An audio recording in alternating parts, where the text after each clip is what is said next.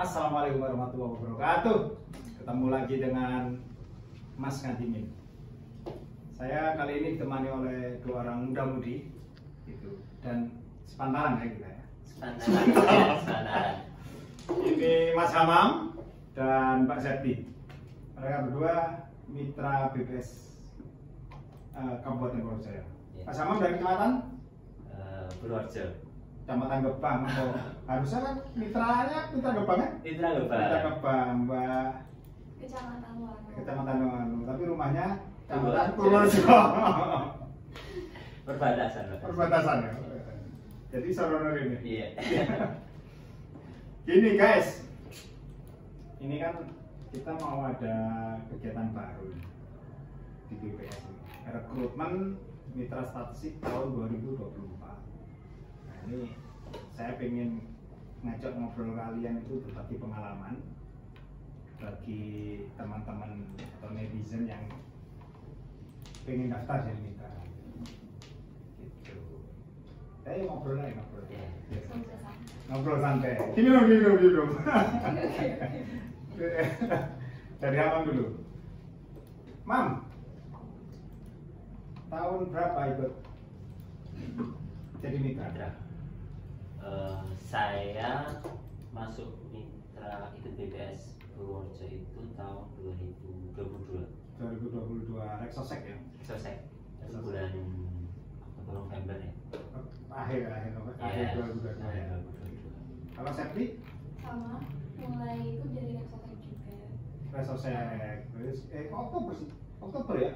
Pelaksanaannya ya. Ya, tapi kan rekrutmennya udah dari pertengahan tahun. Oh ya. Ya. Pas itu kita juga keliling mengumumkan juga ke desa-desa itu ya. Terus kamu Mam tahu ada lowongan pekerjaan sebagai mitra di BPS Purworejo itu dari mana? Sebenarnya Dari bapakmu. itu kalau yang Iya, di iya. Purworejo sih. Iya. Nah, tapi saya pribadi tahu ada kemitraan BPS itu. Itu tuh udah dari saya kuliah. Waktu di Jogja pun teman ada yang ikut mitra BPS di Jogja. Tapi berapa? Enggak, kayak cuma tahu-tahu aja gitu tau. Dan itu teman-teman yang emang anak rantau ke Jogja itu kayak nyambi sambil jadi mitra gitu. Pertamanya saya kan di sosmed gitu kan. Iya. Kayak ini apaan kok jadi Iya. mitra itu kan kerja masih kuliah gitu. Habis itu setelah selesai kuliah saya balik ke Purworejo, dilarang ngepasin rekrutmen yang selesai. Nah dari situ terus ada dapat info kalau misalnya bukaan itu saya ikut daftar coba sambil waktu itu cari-cari pekerjaan kan. Terus daripada nganggur toh cuma 1 bulan katanya kan, oh ya udah lumayan. Bentar tak potong. Koneksimu di Kabupaten Purworejo di BPS siapa? Nggak ada yang ngelas sama sekali waktu itu. Serius nih.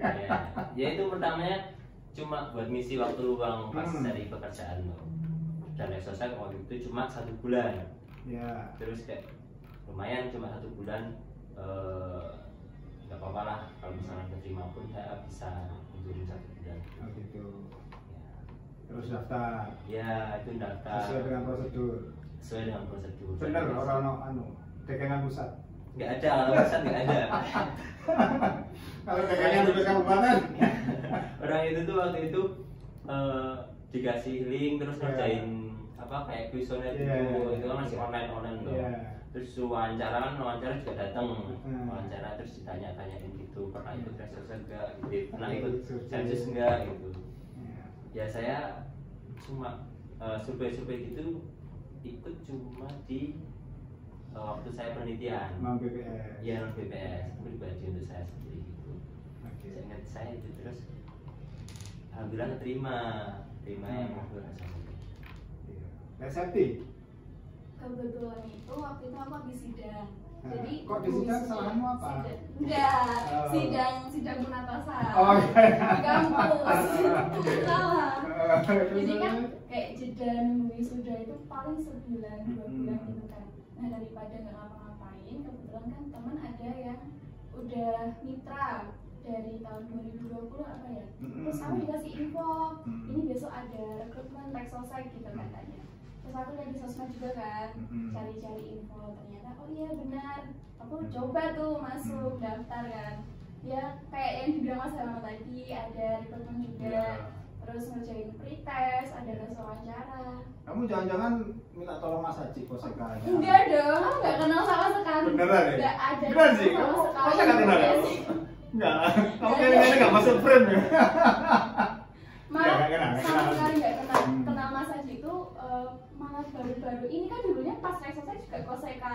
Aku bukan Mas Haji, malah Pawi. Iya, Itu Pak Widodo ya. malah baru-baru ini kenal Mas Haji. Kalau Kosekanya di luar penguasa wilayah statistik di Ya, luar kan ada dua Mas Haji, tuh, ya. ada yang di Gitu. daerah apa ya, waduh apa namanya, pokoknya dibagi dua, Utara. satunya Pak Wi, satunya Ya. Pak Haji, Iya. terus aku kebagian yang Luar dan selatan gitu ya. Aku nggak kenal deket sama Pak Haji sih. Gitu. Nggak ada bocoran ya? Nggak ada, Maksudnya nggak masih- ada, nggak ada. Menyelesaikan itu barang apa jadi tes itu enggak? Pure ngerjain sendiri. Orang dulu waktu saya masuk pertama kali, itu kan pasti Kosekanya Pak Salaf sendiri kan. Iya. Nah, Kowe saya anak kan gue aku ya, Mas, sebenarnya. sempat kontak-kontakan itu setelah selesai itu toh. Iya. Awal saja saya nggak tahu Pak. Kamu nggak ketemu Pak Salah dulu. Iya, saya Ketemu manggilnya aja Mas. Mas. Salaf.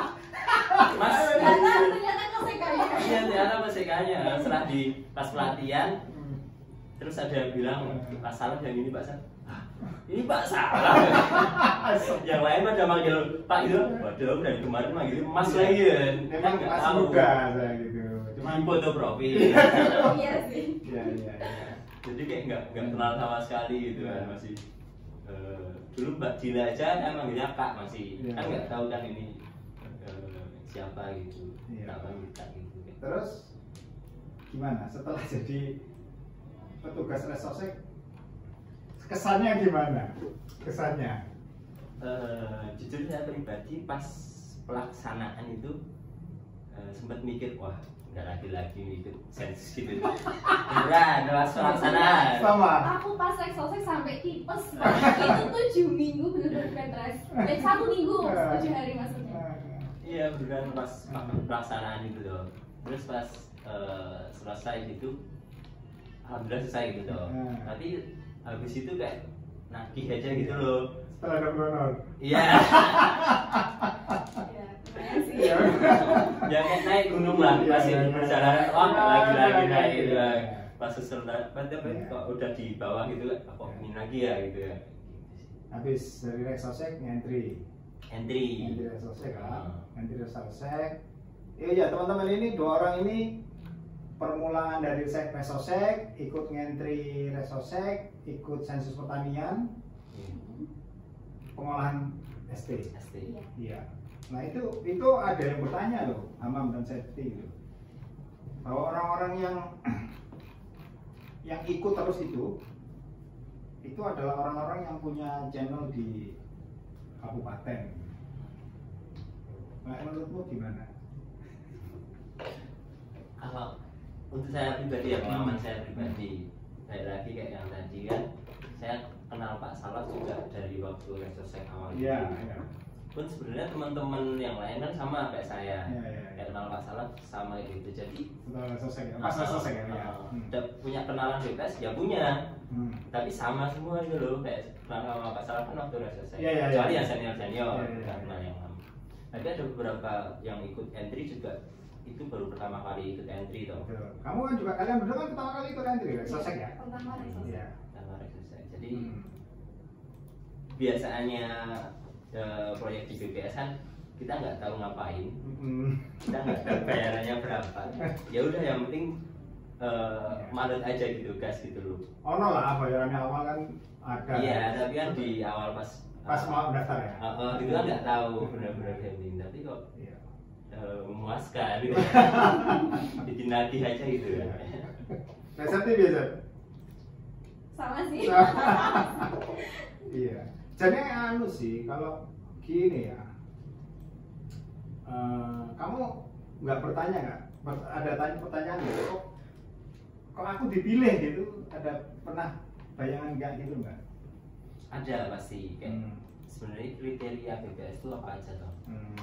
Kayak skill-skill apa, skill-skill dasar apa sih yang harus punya BPS itu?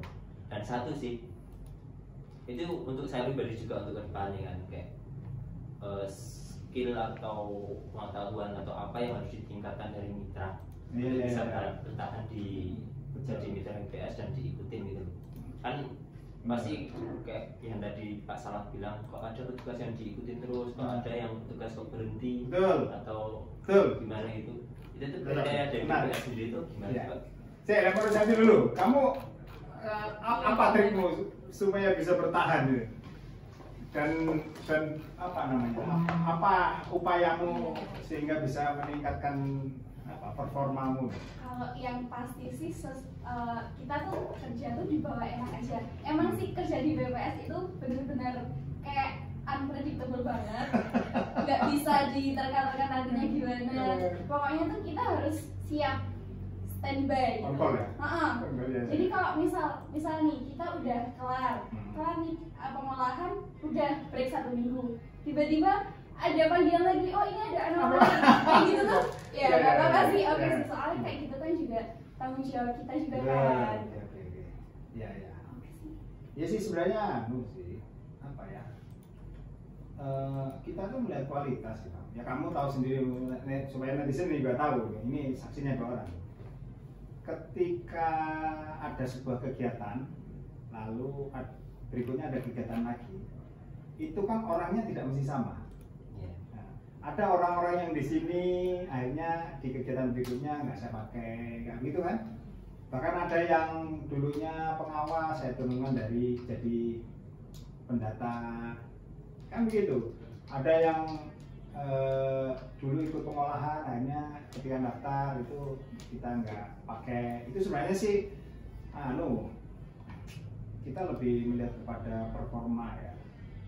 Karena begini kan, kalian tahu sendiri tadi sudah ceritakan safety kan, bahwa wah udah selesai nih kayak gitu, udah selesai gitu.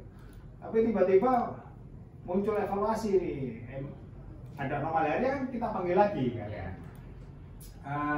Ketika performanya itu nggak bagus gitu, sementara deadline-nya itu dekat, itu ya kita sengsara sendiri. Kalian juga akan sengsara. Kalau timmu misal satu lemah, itu kan gue akan pusing ya gitu. Jadi ya melengkapi obrolan safety sama aman. Kalau saya sih penilaiannya di performa sih, itu di performa, terus tidak hanya kuantitas tapi juga kualitas. Karena karena kemarin ketika kita evaluasi, saya sama Mas Iqbal itu, seseorang itu entry-nya gitu namanya cepat banget ya, ini performa bagus, kita dilihat itu loncat-loncat isinya nggak karuan. Nah itu kamu kalau kamu juga nggak pakai, kalau kamu kayak gitu ya Pak, ya Pak, kalau mau safety udah nggak pakai. Jangan saya itu. Iya. Oke, itu kan untuk yang berkelanjutannya ya Pak, performa. Yang mana Pak Salaf atau dari organisasi sendiri tahu kinerjanya. Gimana kalau yang mitra baru Pak, yang mau daftar? Kita kan nggak tahu nih. Iya. Apa namanya ya? Ya kemarin itu kalian kan kan mitra baru dulu ya. Oktober itu kan mitra baru kan. Nah, ya kita terus terang juga meraba dari apa namanya? Tes apa jenis? Kan kita ada tes kompetensi kan, lalu tertulis, wawancara gitu. Sebenarnya dari situ itu kita ingin menggali gitu kemampuan dasar kalian, terus untuk yang pekerjaan lapangan itu bagaimana cara komunikasinya gitu. Lalu utamanya sih di attitude-nya gitu. Karena begini, kalian kan pastikan sendiri bahwa ketika kita melakukan pendataan yang utamanya nih, tanggapan masyarakat kan macam-macam kan. Acing diparingi bantuan gitu, atau yang menjawabnya itu misal utamanya kaitan sama pendapatan ya, berapa penghasilan sebulan. Kalau dia punya mobil dan lain sebagainya. Sebulan saya cuma 2 juta, 2 juta itu mobilnya 3 gitu kan. Kalian punya tanggung jawab untuk melakukan probing gitu. Nah, kita melihatnya seberapa gigih seseorang ini dalam melaksanakan tugas utamanya. Ya itu meraba sih, karena kami kan memang nggak sepertinya di situ. Tapi dari pertanyaan-pertanyaan yang sudah disusun, baik tes tertulis maupun wawancara, kita sebenarnya ada gambaran sedikit, oh ini kira-kira si anak ini kayak gini nih gitu. Dan ya akan terus berulang gitu loh. Maksud saya berulang itu begini, kalian itu masuk pertama ketika reksosek itu kan sebagai orang baru nih. Nah, itu di pekerjaan yang lainnya juga akan ada orang baru gitu. Kenapa ada orang baru? Ya macam-macam gitu. Mungkin Hamam nanti keterima pekerjaan yang lebih bagus, gajinya 75 juta sebulan, mesti ditinggal ini kan. Saya bukan orang baru kan, ya gitu loh. Pasti akan berulang seperti itu. Jadi netizen ini juga perlu tahu bahwa tidak semuanya itu butuh butuh orang dalam ya. Apakah orang dalam memiliki pengaruh? Ya kita harus akui iya juga kan. Karena saya ditanya nih sama Mas Dodo sebagai Koseka Gebang. Kemarin masalah jadi pengawasnya Hamam, ya performanya bagaimana? Bagus kan begitu. Saya memberikan rekomendasi saja kan. Keputusannya nanti rekomendasi iya, lalu tes tertulis iya, wawancara iya kan begitu. Jadi rekomendasi pun akhirnya balik lagi ke yang rekomendasi ini Pak. Jadi tanggung jawab. Nah itulah, itu juga jadi beban. Itu kan begitu. Rekomendasi itu juga harus bagus, kalau nggak bagus ya. Mas Iqbal pernah, nah itu. Saya juga pernah merekomendasikan dulu kinerjanya bagus nih, gitu. Lalu hasil wawancara itu kayaknya bagus, ya. Tapi ternyata kerjanya nggak perform di resource gitu, ada kerjanya perform. Aja kita nggak dapat hasil untuk berikutnya nggak kita terima lagi. Ya supaya kalian bertahan di jajaran mitra ya. Performanya ya itu tetap bagus gitu. Diminum dulu.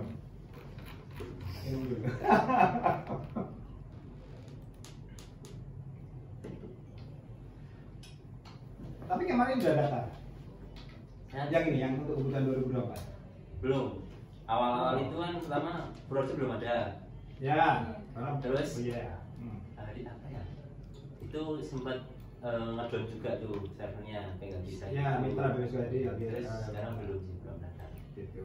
Tapi rencana mau daftar. Iya. Iya dong. Jadi gimana sih Pak? Sana. Gimana toh sistemnya yang sekarang tuh kan itu beda banget sama yang. Iya. Jadi gini, dulu itu kita setiap ada kegiatan kan rekrutmen. Setiap ada kegiatan rekrutmen. Itu terus terang itu menyedot sumber daya ya, tenaga, pikiran, waktu, biaya. BPS RI itu pengen untuk tahun 2024 itu proses rekrutmennya sekali untuk mengerjakan kegiatan-kegiatan di 2024. Jadi sistemnya itu kayak model aplikasi ojek online gitu loh. Ini ada pekerjaan nih, nah itu nanti dikeluarkan di sebuah aplikasi mitra BSWD ya siapa yang mau ngambil modelnya seperti itu. Jadi nanti kalau orang tidak terdaftar di sini atau belum daftar, maka dia tidak bisa mengerjakan pekerjaan BPS di tahun 2024. Pekerjaan mitra 2024. Ya, tidak bisa. Sorry nih Pak, itu kan kita daftar di mitra, terus ketika ada sensus juga ngambilnya dari yang udah daftar. Dia kan ada kegiatan, ya. Dia ngambil mau kegiatan yang mana tuh? Jadi itu penyaringan lagi, kayak rekrutmen lagi atau udah otomatis dia gitu? Ya, tergantung kuotanya. Terkuota. Misal Septi mau ambil yang di Loano, nah kuotanya berapa nih gitu loh. Kalau masih memungkinkan bisa masuk di situ. Kalau kurang ambil dari kecamatan lain. Gitu. Kalau kelebihan ya maka akan diseleksi lagi. Gitu. Berarti atau ngambil di kecamatan lain. Kalau mau ngambil bener gitu kan jauh kan. Iya. Kalau bener nih Bruno gitu yang bener atau gitu jauh kan. Jadi nanti semua gitu. Berarti yang milih kita ikut proyek apa itu dari kita atau dari BPS? Iya. Ya, mau diambil apa enggak nih kegiatan ini? Ya kayak aplikasi ojek online itu loh. Ini ada pekerjaan ini. Nah, silakan mau diambil apa enggak. Jadi gampangannya kayak ya udah daftar dulu sekarang. Mau ikut di yang bulan apa, Iya. kegiatan apa, besok ya terserah Anda Iya. gitu ya. Karena ada proses seleksinya. Jadi ini daftar, nanti ada proses seleksinya. Tidak semua yang daftar itu diterima. Gitu. Jadi memang ada tes tertulisnya juga, ada tes wawancaranya juga untuk melihat tadi itu gambaran performa seorang. Itu saudara. Oke, sekarang daftar. Karena kalau nggak terdaftar maka tidak bisa mengerjakan kegiatan BPS di tahun 2024. Yoi. Dan itu per 1 tahun atau 1 tahun. Oh, jadi tiap akhir tahun selalu Iya. ada perekrutan baru kayak gini. Rencananya begitu. Baik mitra lama maupun yang belum yang baru itu harus daftar. Kalian kan sudah punya akun sobat nih, tapi tetap harus daftar. Kalau kalian nggak daftar, itu tidak masuk dalam database itu. Begitu. Kan dilihat ada kan ini kan, iya. kapan mulai pendaftarannya, terus apa namanya tesnya ada.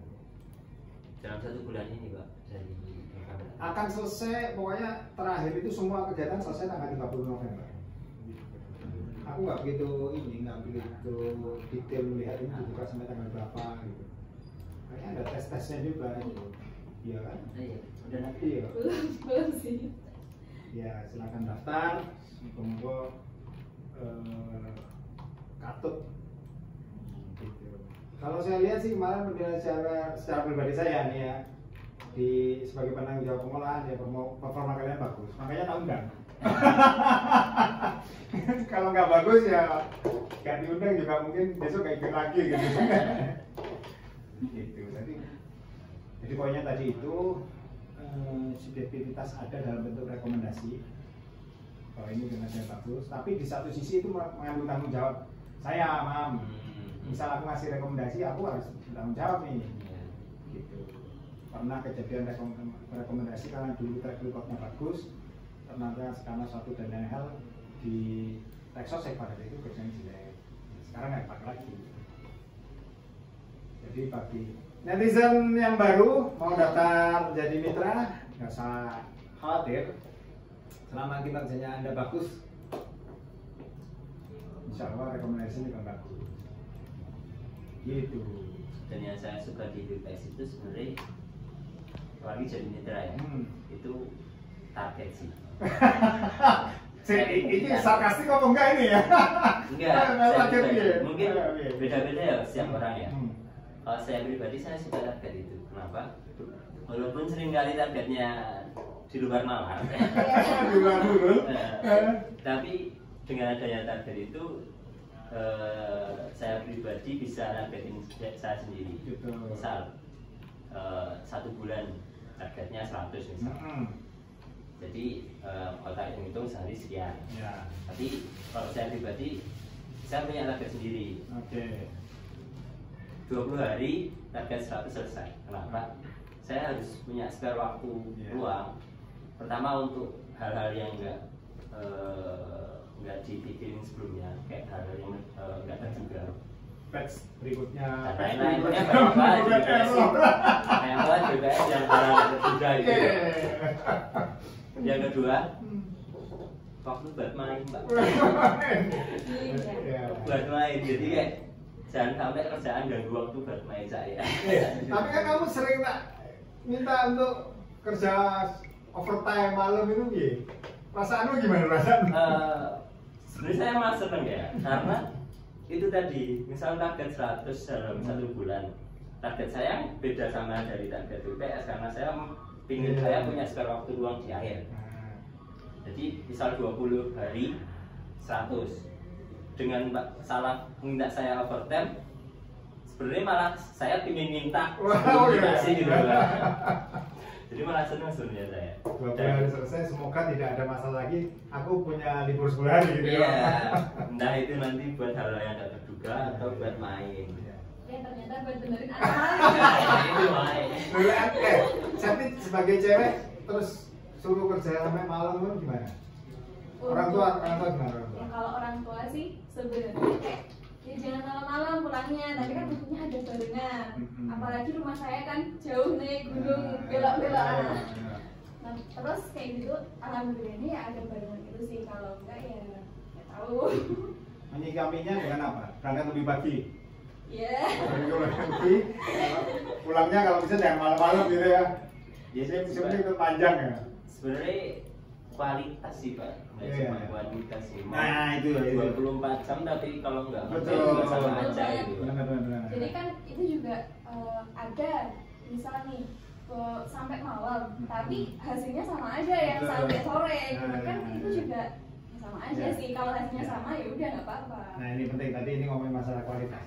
Kenapa sih apa namanya? Kita itu sering melakukan evaluasi namanya. Di akhir-akhir yang terakhir kemarin pengolahan banyak evaluasi. Nah, gini, kalian juga harus tahu, teman-teman juga nanti harus tahu bahwa data itu kan digunakan dasar untuk pengambilan kebijakan. Kalau data yang kita berikan itu meleset, maka programnya kan akan meleset. Contoh di Meranti, besok Meranti ya, Merantian di Meranti. Di Meranti itu setelah menurut data penduduk usia 7 sampai 12 tahun itu ada 500 orang misalnya. SD yang tersedia di Meranti hanya cukup untuk 150 orang. Dari kondisi seperti ini, pemangku kebijakan keputusannya akan seperti apa? Pasti kan, berarti ini SD ini kurang karena penduduk usia SD ada 500 orang. Dibangunlah 2 lokal lagi untuk menampung yang sisanya 350. Ketika sudah dibangun, ternyata kosong. Ditelusuri, datanya jelek. Nah itu loh maksudnya, ketika datanya itu nggak bagus, ini berapa biaya, tenaga, waktu yang terbuang sia-sia. Makanya itu ya mohon maaf lah kalau karena ini ada dalam kualitas. Ini terakhir nih, pertanyaan terakhir nih, untuk Septi. Kenapa kok mau ketika kontrak selesai tanggal 30 misal? Nah, kamu tanggal 4 itu saya panggil karena ada yang perlu diperbaiki. Kok mau datang? Kan kontrak udah selesai tanggal 30. Kenapa kok mau? Kalau yang pasti sih karena itu udah bentuk tanggung jawab kita ya. Kita kan udah iya ini kita mau kerja, ya mau nggak mau harus kita kelarin dong kerjaan kita sampai clean ya. Iya. Intinya supaya kualitasnya bagus gitu ya. Iya betul sekali. Gue Mam. Kalau saya pribadi mungkin nggak yang kepikiran sampai datanya harus gini. Di lapangan ya waktu itu. Ya. Tapi setelah tadi dicekoki. Ternyata oh iya ya, ternyata seberpengaruh itu ya. Iya. Tanggung jawabnya ternyata gede juga. Iya. Tapi waktu itu kenapa saya mau? Lebih ke karena itu kerjaan saya aja sih. Kalau misal bukan saya yang nyelesain, ya siapa lagi toh. Terus kalau misalkan kerjaan saya jelek ya salah saya juga. Betul. Berarti intinya sebenarnya puas lah ketika pekerjaan itu berkualitas gitu. Kalau nggak berkualitas nggak dipakai lagi dong kita. Yo iya, saya mau mandi ke sana, gue akan coba kan aku. Siap, oke. Begitu teman-teman obrolan saya dengan Mas Hamam dan Mbak Septi. Semoga ini sedikit memberi gambaran terhadap teman-teman yang mau mendaftar sebagai mitra BPS Kabupaten Purworejo tahun 2024. Sekian.